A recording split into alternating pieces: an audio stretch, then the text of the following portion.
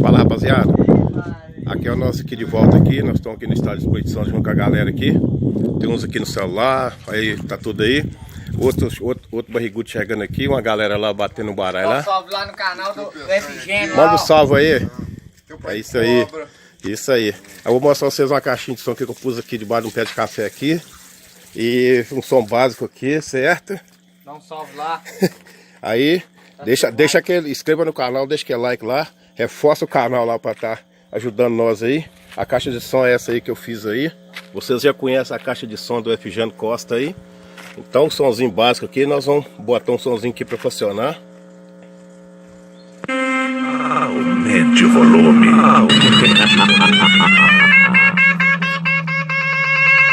O mais top de Campo Maior e de toda a região. Paredão estouradinho, sacudindo galera. O mais top de Campo Maior e de toda a região. Paredão estouradinho, sacudindo galera. Paredão estouradinho. O som que é uma potência. O resto é copiado.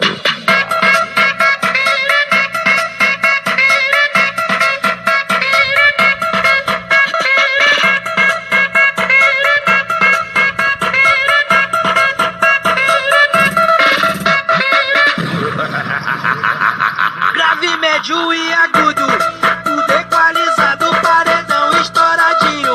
Ninguém fica parado, preferido da galera, só encosta fi. Então é isso aí, galera. Deixa aquele like lá para reforçar o canal, se inscreva lá. E não esqueça de clicar no sininho de notificações quando a gente postar novos vídeos, cai diretamente para vocês, tá?